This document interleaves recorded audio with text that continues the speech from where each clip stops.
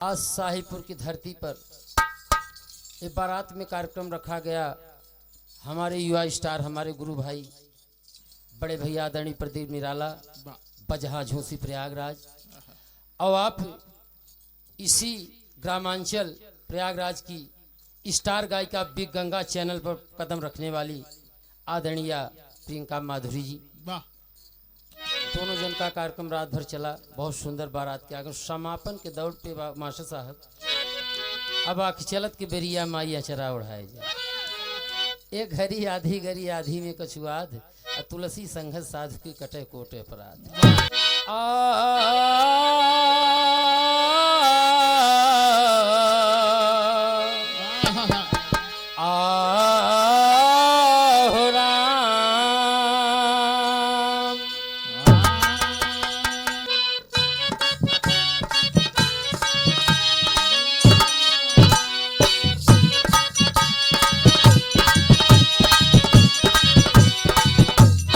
माँ चंदा की चांदनी, माँ सूरज की धूप, वक्त पड़े ज्वालामुखी, वक्त पड़े जलकूप।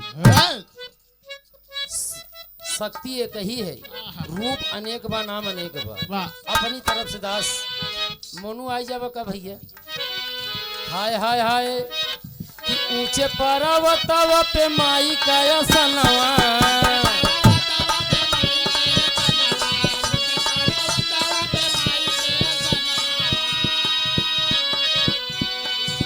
पर्वतवा पे माई का सनवा, भक्त जन कर सुमिरनवा, माई आवे आवे।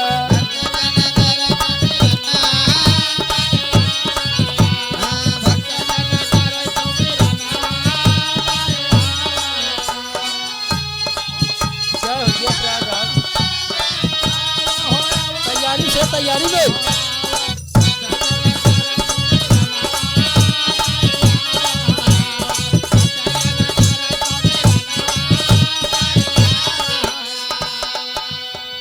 लाइन अंतरा लग गुरु जी, ज्यादा नहीं।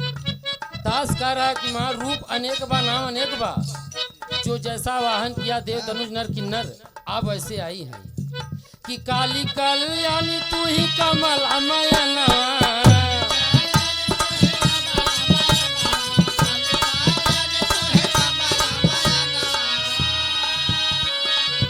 काली कल्याणी तू ही कमला में अनवा नहीं नहीं माई, विमला विपुल नाम जाने ला जहनवा,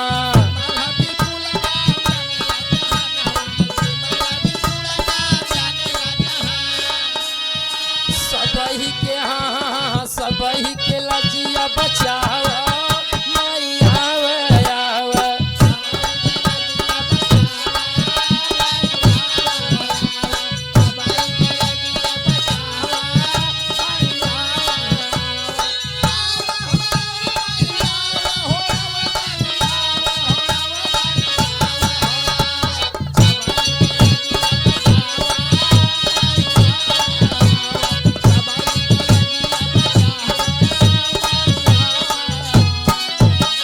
कल्याणी तू ही कमला मैनवा, विमला विपुल नाम जाने ला जहनवा। चार अंतरा बा, लेकिन दूसरे अंतरा में गुरु घराने परिचय ले ले, समय कम बा। दास कहत बा कौने बगिया के हम लोग गुलजार है। ए बाबू, ये दास की माँ आपका आवाहन करते करते अखाड़े के हमारे पुरोहित चले गए। पूर्वजों ने बड़ी मेहनत से विधा को जगाया है बाबू। विधा वो विधा है जो हमारे पूर्वजों ने अपने पसीने से जगाया है। स्वर्गीय बीडी यादव, बाबा दीन महाराज कोटवा मलखानपुर, स्वर्गीय भोलानाथ यादव, बाबू कानन केसरी, दयाराम यादव, सभी चले गए माँ। ये दास भी चला जाएगा, आपकी छाया और माया रह जाएगी। ये बाबू तैयारी में हम राजा कि बाबा दीन भोलानाथ स्वर्गवासी धारी,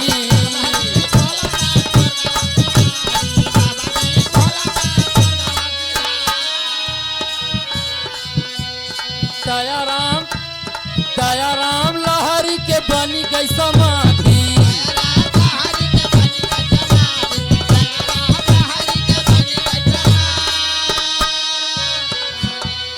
हमारे अखाड़े के तमाम सम्राट विकेट चला गए। अब नाना हमारे बचा है, जो कि हमारे नाना के बाद भैया हमारे कमान संभरी हमारे अखाड़े की। हम लोगों के से प्रदीप भैया आशीर्वाद नाना दीजिए पूरी थाती बा हमका भैया इसे टाइम पास पर हो रही जहाँ अपना खाड़े रहेगा।